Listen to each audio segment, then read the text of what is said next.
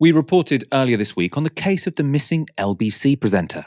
Well, now, 2 weeks after disappearing from the airwaves, it's confirmed that Sangita Myska has been let go. Now, LBC say they've shaken up their weekend schedule and it doesn't have space for Myska. And so she will leave the station when her contract is up. And that means the 14th of April will have been her final show. And this will have been one of her very last interviews. What Israel did by taking that action against Iran was escalate what is already an incredibly fragile situation. Sangita, that's an outrageous framing of the reality. It's not an outrageous framing. I've just been speaking to somebody who is a diplomat to Iran from the UK government. That's not an outrageous framing of it. What Israel did was strike what is considered in diplomatic circles the sovereign territory of Iran, whether we like it or not. No. And there was undoubtedly going to be a blowback. So did Israel game out what was going to happen next? Firstly, I'm not going to speak directly to that strike. What I can say definitively, and this is why it's outrageous, I can say definitively is that wasn't an embassy, it wasn't a consulate, it wasn't any type of diplomatic mission. It's been widely reported as that. Because that's what Iran says. So would you like to copy and paste? Are you suggesting every single news organization in the world has got that wrong? No, I'm suggesting that the Iranians have an interest to say that was a diplomatic mission when we know definitively it wasn't. Okay, because they then want to give you the response that you've just copied and pasted, with all due respect. As we spoke about on Monday, it was a building attached to the Iranian embassy. Right, this is not, it's just some random building. Right, it was a consular building, part of their diplomatic mission. Of course, though, it seems giving Israeli officials tough interviews is a dangerous business because that was Sangita Myska's last day on air. She's gone. So what about Sangita's replacement? Will they be equally tough on the Israelis? Well, Nick Ferrari announced the new hire this morning. At last, I can announce Vanessa Feltz is coming to LBC. Hooray! Oh, Vanessa, my goodness me. I loved the comment that you've given. You liken it to a romance. Isn't it? LBC have been wooing me with flowers, with fruit, with muffins. They've beseeched me. They've been on bended knee. And all these years I've resisted their blandishments. And today I've succumbed. They've got me. They've had me, finally. Okay, well, as you smoke the cigarette and enjoy it, what is it that finally... What made you finally succumb? You and I in the afterglow together, Nick Ferrari. This is what I've been dreaming of all my life. What made me succumb? Well, partly you. Obviously, I've been a secret listener all these years. Could never admit it because I was always working for some kind of rival station or other. Yeah. But obviously, LBC is definitely where it's at and has been for years and years. Finger on the pulse, throbbing heartbeat of the country. And obviously, I want to be part of that, don't I? Now, undeniably, Vanessa Feltz is a well-respected veteran broadcaster. She's well qualified to host a show on LBC. But relevant for this sequence of events, she's also a big supporter of Israel. Since the start of the Gaza war, she has been one of the most high-profile attendees at pro-Israel demonstrations in London. And she's used her Talk TV platform to attack the BBC for not referring to Hamas as terrorists. And on the channel, she's also made it her job to defend Israel from scrutiny of their conduct in Gaza. This was how she interviewed Peter Oborne back in November. More than 11,000 civilians dead, tens of thousands injured, maimed for life, traumatized. You listen to the genocidal talk from the senior Israeli politicians.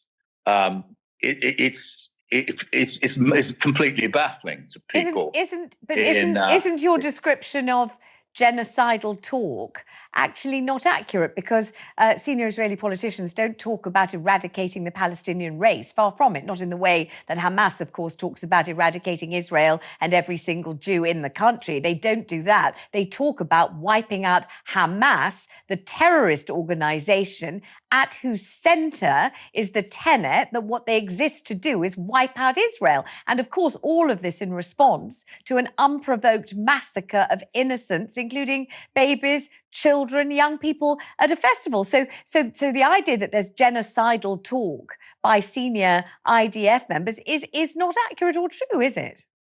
Sorry, I don't. Thanks for the lecture, Vanessa. It's a pleasure. I greatly enjoyed it. But if you just look at the comments made by the senior Israeli politicians, what is it that Gallant said? He's talking about human animals.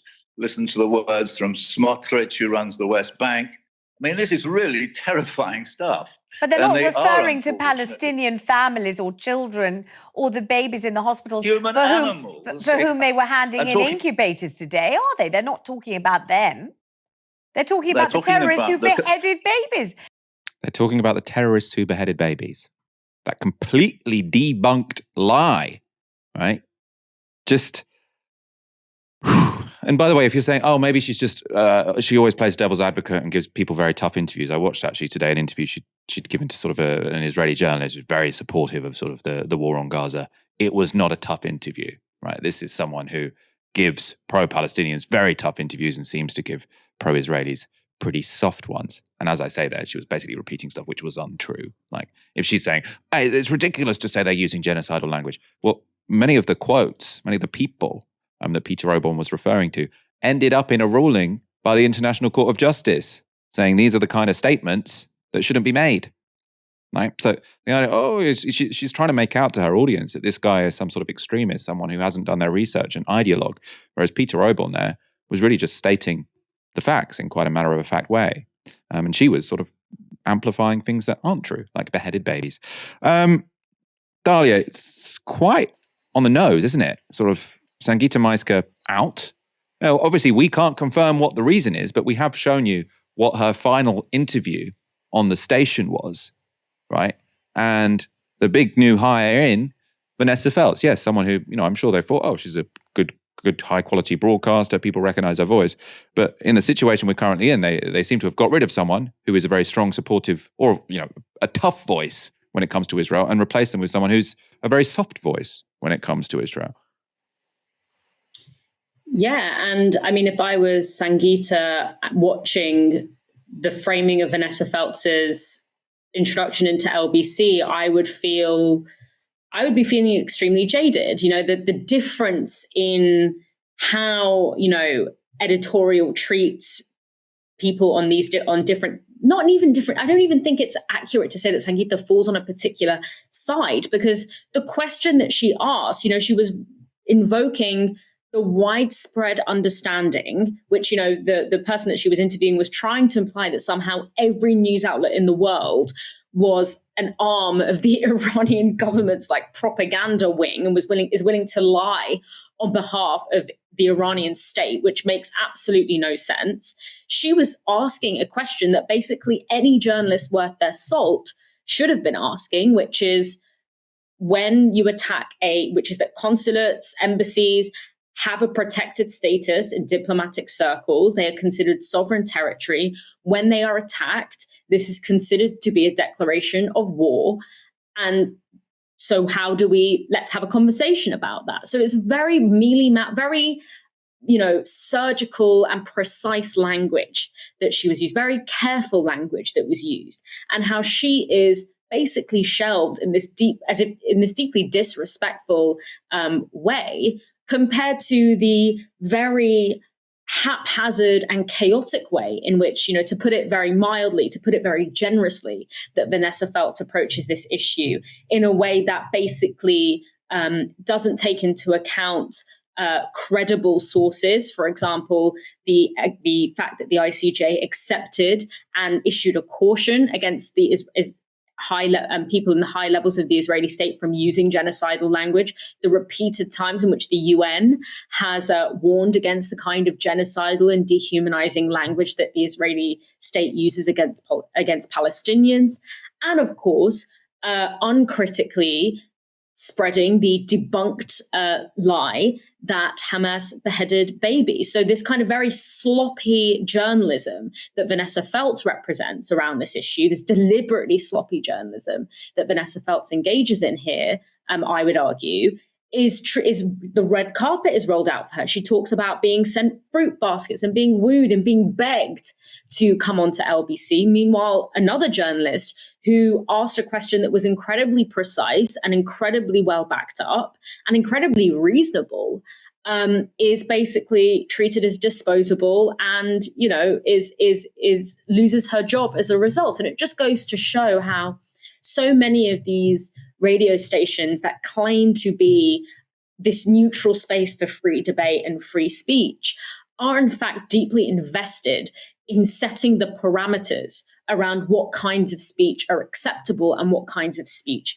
are not. And the remit and the range of journalistic practices that are allowed on that platform is incredibly narrow. They are far more harsh on people from, whether it's trans people, migrants, refugees, whatever scapegoated minority it is of the day. They are far more harsh. You were meant to be far more harsh on LBC as a journalist, apparently, on those people than you are on literal representatives of government. That is not what serious journalism is about. And I think that the difference in treatment between and the difference in reward structure between the very haphazard representation of things that Vanessa Feltz engaged in versus Sangita does really speak to the fact that these are not just neutral platforms of free speech and free debate and exchange, but they are, they are entities that ideologically structure public debate and public discourse within quite clearly delineated boundaries. I mean, we should say, just because it's always risky to impute motives, I'm sure Vanessa Feltz would deny that she intentionally does sort of shoddy journalism when it comes to Israel. But I mean, I think the clear effect of the clip that we just showed you there was that she was massively amplifying Israeli talking points and massively sort of dismissing, what I think to be the truth about Palestine. So it clearly has that effect, doesn't it? And I totally agree with sort of what you're saying there about reward structures, Dalia. Very interesting, actually, how, there was a journalist, Natasha Devon, also on LBC, who spoke. She was speaking to a caller, and she did actually misspeak, because she sort of said there are some academics saying there's no evidence of any sexual assaults whatsoever. And I think she would have been more correct to say there's no evidence of systematic sexual assaults. There is evidence of sexual assaults, but I think lots of the journalism around it was very shoddy and was exaggerated. That doesn't mean what happened was not awful. But she has to put out this very lengthy apology. I haven't seen anyone put out a lengthy apology for repeating the claim that Hamas beheaded babies when it's not true, right? So you only seem to have to apologize if you get things slightly wrong in one direction. If you get things very wrong, and your talking point happened to be helpful to the Israelis, I haven't seen anyone have to apologize yet.